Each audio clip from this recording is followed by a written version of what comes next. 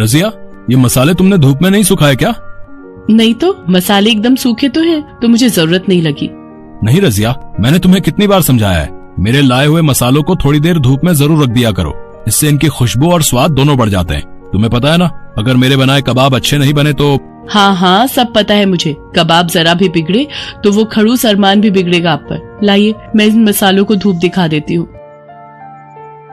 और सुनो, तुम इतने गुस्से में मत रहा करो, हंसती हो तो ज्यादा अच्छी लगती हो। रहने दो जी, आपको मेरी हंसी की परवाह होती तो इस वक्त हम अलीगढ़ में होते। रजिया, काम से छुट्टी नहीं मिली तो मैं क्या करूं, तुम ही बताओ।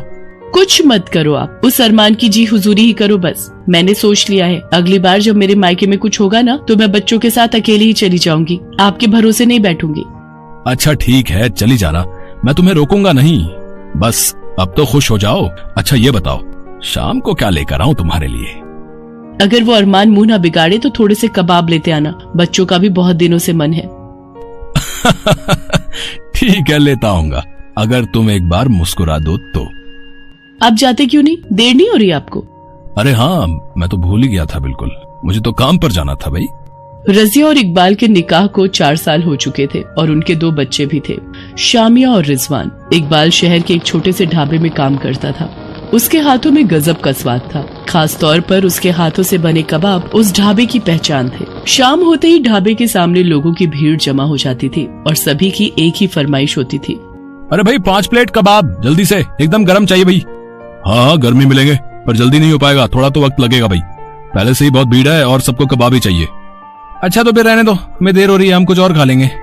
अरे नहीं यार, क्या बात कर रहा है, खाएंगे तो कबाब ही, यहाँ बहुत ही अच्छे कबाब मिलते पता है, वो नहीं खाए तो समझ ले तेरा इस शहर में आना बेकार ही रहा। पर मूवी के लिए भी तो जाना है ना, और यहाँ तो टाइम लगने वाला है। मूवी छूटती है तो छूट जाए, पर कबाब नहीं छूटने चाहिए। अब भाईजान आप ये पैसे रखो, हम इंतजार कर लेंगे।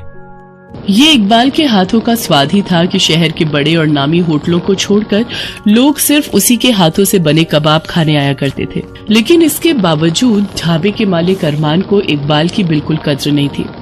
इकबाल, इतना वक्त क्यों लग रहा है तुझे? है बाहर लोगों के खड़े होने तक की जगह नहीं है। बस अभी लाया। वो भाईजान, ये सिगड़ी थोड़ी टूट गई है, जिसकी वजह से काफी आंच बाहर आ रही है। तो हाँ, तो तू चला रहा है क्या? फालतू के बहाने मत बना और फटाफट कबाब बना कर ला, ये सिगड़ी अभी खूब चलेगी, मुझे ये बिल्कुल ठीक दिख रही है। अरमान हमेशा इकबाल से ऐसे ही बात किया करता था। असल में इकबाल से पहले उसके अब्बू अरमान के ढाबे पर ही काम किया करते थे। अपने आखिरी वक्त में जब वो बीमार पड़े तो अरमान ने उनके इलाज के लिए इकबाल को कुछ पैसे उधार दिए थे। हालांकि उन पैसों को खर्च करके भी इकबाल अपने अब्बू को नहीं बचा सका और उसकी माली हालत भी ऐसी नहीं थी कि वो अरमान का उधार चुका सके, तो बस इसीलिए वो मजबूर था। अरमान ने उधार के बदले उसे अपने ढाबे पर काम करने को कहा। तनख्वाह के नाम पर भी इकबाल को बहुत ही कम पैसे दिया करता था, बावजूद इसके कि इकबाल के कबाबों की वजह से उसकी अच्छी खासी कमाई हो रही थी। अरे क्या हुआ भाई, पूरी रात खड़ा रखोगे क्या? है कहाँ है कबाब? आप रुकिए जनाब, मैं बस अभी देख कर आया।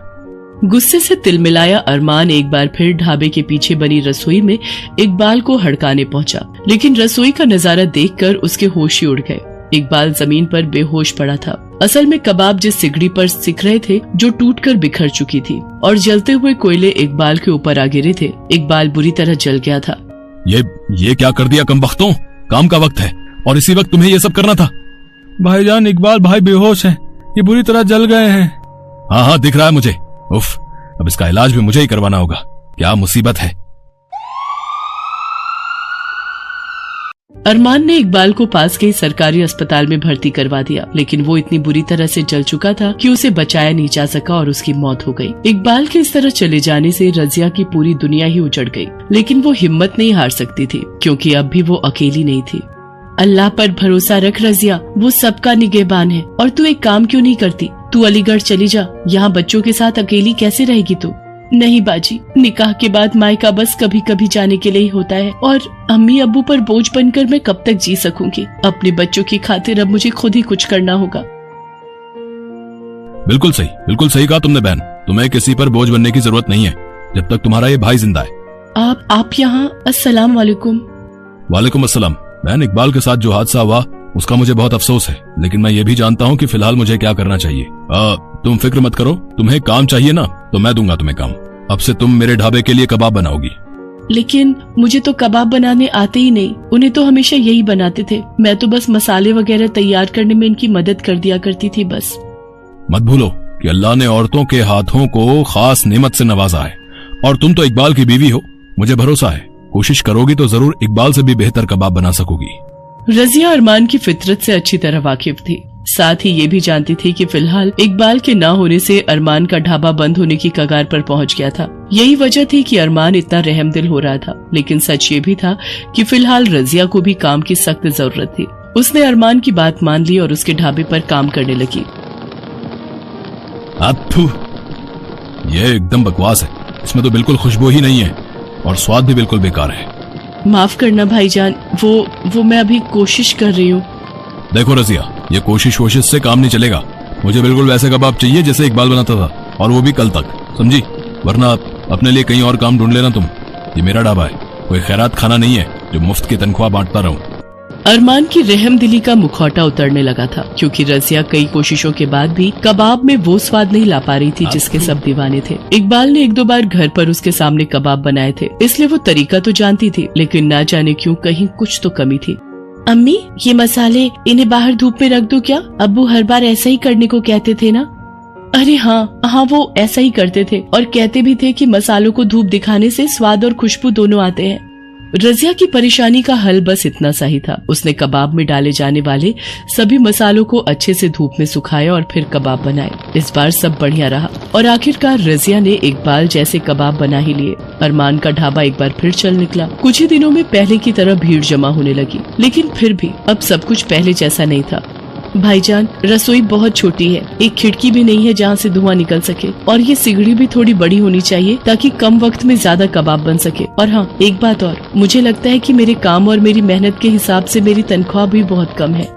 क्या? 1 मिनट, तेरा दिमाग तो ठीक है रजिया? हैं? तुझे पता भी है तो किसके सामने इतना मुंह चला रही है? लगता है इकबाल ने कभी तुझे मेरे मिजाज के बारे में नहीं बताया। देख, मेरी बात सुन, जो है जैसा है सब कुछ वैसा ही रहेगा। तुझे काम करना है तो कर, वरना मैं कहीं और काम देख लूं। वैसे मुझे भी अब यही सही लगता है। आप मेरा हिसाब कर दीजिए और अपने लिए कोई नया खानसामा भी ढूंढ लीजिए। तेरी इतनी हिम्मत! भूल गई मैंने तुझ पर तरस खाकर तुझे काम दिया और तू मेरा काम छोड़ने की बात कर रही है। मत भूल कि तेरे खानदान पर कर्जा है मेरा, और इसीलिए तुझे भी इकबाल की तरह मेरे यहाँ पर काम करते रहना होगा, और वो भी मेरी शर्तों पर, समझी? नहीं, अब समझना मुझे नहीं बल्कि तुम्हें होगा। मेरे शौहर बहुत सीधे आदमी थे और इसीलिए तुम हमेशा उनका फायदा उठाते रहे, और मुझे यहाँ आकर ही पता चला कि असल में तुम ही उनकी मौत के जिम्मेदार हो। तुमने वो टूटी सिगड़ी सही वक्त पर बदलवा दी होती तो मेरे शौहर आज जिंदा होते। तो बात ये है कि तुम्हारा कर्जा तो गया भाड़ में। अगर सीधी तरह से मेरे बकाये पैसे मुझे नहीं दिए तो मैं यहाँ से सीधे पुलिस के पास जाऊंगी, समझे? रजिया के तेवर भी अलग थे और हालात भी। असल में उसने पहले से ही सब सोच रखा था। इकबाल ने हमेशा खुद को अरमान के एहसानों तले दबाए रखा, लेकिन रजिया वो अब आजाद थी। उसे बहुत कुछ करना था, कबाब के उसी स्वाद के दम पर जिन्हें अब उनकी असली पहचान मिलने वाली थी।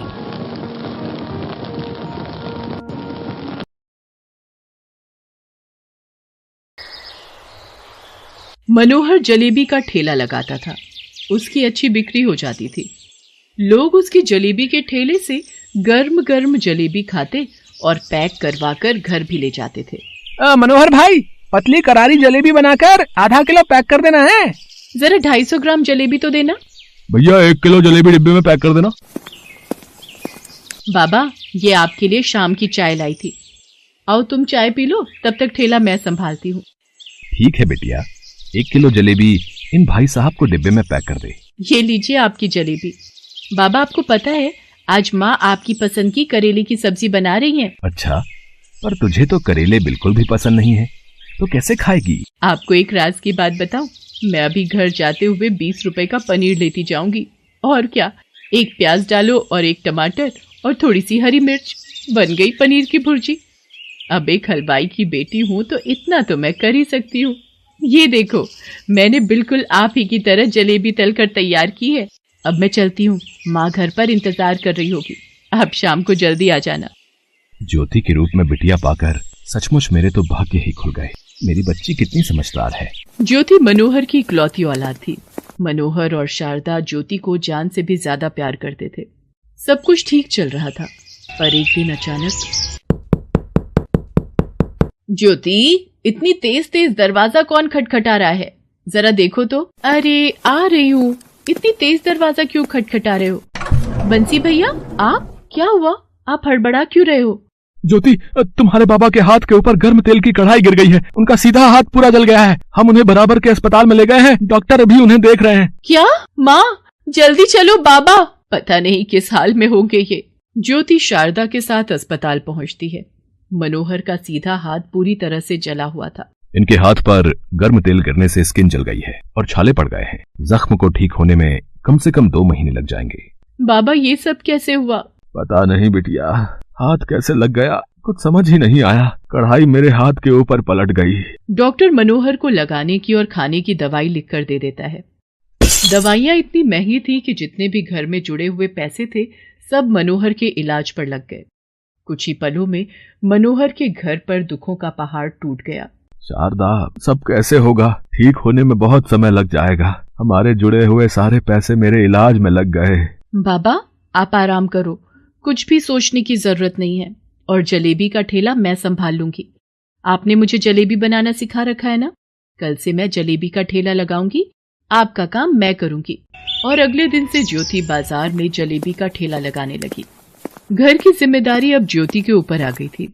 वो भी अपने पिता की तरह बहुत अच्छी जलेबी बनाती थी। एक दिन, ये मनोहर जलेबी वाले का ही ठेला है ना? जी, वो मेरे बाबा हैं।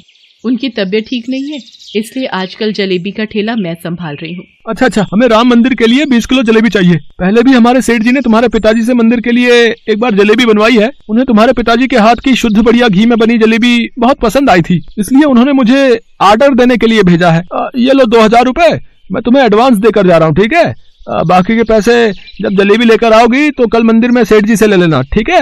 ठीक है भैया जी, कल मैं 12 बजे मंदिर में जलेबी लेकर पहुंच जाऊंगी। ज्योति खुशी से घर जाकर सारी बात अपने माता पिता को बताती है। माँ, कम से कम 6 से 7 हजार रुपए इकट्ठे आ जाएंगे। ये 2000 रुपए आप रखो, ये मुझे एडवांस मिले हैं। पर बेटिया, तो 20 किलो जलेबी कल दोपहर 12 बजे तक कैसे बनाएगी? बाबा, आप चिंता मत करो, मैं सुबह जल्दी उठ जाऊंगी कि समय से पहले बना लूंगी। तुम चिंता मत करो, कल मैं भी जलेबी बनाने में ज्योति की मदद कर दूंगी। ज्योति अगले दिन सुबह जल्दी उठ जाती है और अपनी माँ शारदा के साथ मिलकर 20 किलो जलेबी तैयार कर लेती है और वो जलेबी का ऑर्डर लेकर राम मंदिर पहुंचती है। मैं देख रहा हूँ आप पिछले 20 सालों से अपनी खोई हुई बेटी का जन्मदिन मना रहे हैं और अपनी बेटी के जन्मदिन पर आप भगवान राम को जलेबी का भोग लगाते हैं। पंडित जी, पता नहीं मेरा मन कहता है मेरी खोई हुई बेटी मुझे जरूर मिलेगी और मेरा भगवान राम पर अटूट विश्वास है। वो मेरी बच्ची, मेरी कोमल को एक दिन हम बूढ़े माँ बाप से जरूर मिलवाएगी। हे प्रभु, हमारी बच्ची जहाँ कहीं भी हो ठीक ठाक हो, उसकी हमेशा रक्षा करना। सेठ सेठानी अभी पंडित जी से बात कर ही रहे थे कि अचानक उन्हें ज्योति की आवाज सुनाई दी। सेठ जी, ये जलेबी का ऑर्डर आपने जो दिया था मैं ले आई हूँ। अच्छा, लाओ बेटिया, इधर दे दो। पंडित जी, ये जलेबी का प्रसाद भगवान राम को भोग लगा दीजिए, फिर हम सब गरीबों में बांट देंगे। ये लो बेटिया, तुम्हारे बाकी के बचे हुए 5000 रुपए और ये 2100 रुपए मेरी तरफ से उपहार समझो। आज मेरी बेटी का जन्मदिन है। ये तुम्हारे गले में लॉकेट, ये तो सुमित्रा हमने अपनी कोमल को पहनाया था ना जब वो पैदा हुई थी? हाँ, ये लॉकेट तो हमने कोमल के पहले जन्मदिन पर उसे पहनाया था। इसका मतलब तुम हमारी बेटी हो, हमारी कोमल। हे प्रभु श्री राम, आपकी जय हो, आपकी जय हो प्रभु। जिस खोई हुई बेटी का जन्मदिन आज मैं उसकी याद में मना रहा हूँ वो मेरे सामने खड़ी है। मैं कुछ समझी नहीं सेठ जी। बेटी, हमें अपने घर ले चलो, मुझे तुम्हारे माता पिता से अभी मिलना है। भगवान राम का आशीर्वाद लेकर सेठ सेठानी ज्योति के साथ उसके घर पर जाते हैं। वहाँ मनोहर उन्हें सारी सच्चाई बताता है। ज्योति बेटिया, ये सच है, तुम हमारी अपनी औलाद नहीं हो। तुम मुझे एक मेले में रोती हुई मिली थी। मैंने तुम्हारे माता पिता को बहुत ढूंढा पर वो मुझे कहीं दिखाई नहीं दिए। हम दोनों की कोई संतान नहीं थी, इसलिए मैं तुम्हें अपने घर ले आया। मैंने और शारदा ने तुम्हें हमेशा अपनी बेटी बनाकर पाला। सेठ जी और सेठानी जी ही तुम्हारे जन्मदाता है, इन्हें प्रणाम करो बेटिया। भगवान राम के आशीर्वाद से सेठ सेठानी को अपनी खोई हुई कोमल वापस मिल जाती है। वो ज्योति, मनोहर और शारदा को अपने साथ ले जाते हैं और उस दिन से ज्योति अपने असली माता पिता मनोहर और शारदा के साथ खुशी खुशी रहने लगती है। Best buddies. Hello friends! Thanks for watching this video. अगर आपको ये वीडियो पसंद आया है तो प्लीज लाइक, सब्सक्राइब, कमेंट्स करें इस वीडियो पर और हाँ, शेयर करना भी ना भूलें। और भी मजेदार वीडियो देखने के लिए नीचे दिए गए बेल आइकॉन को दबाएं। देखते रहिए बेस्ट बडीज।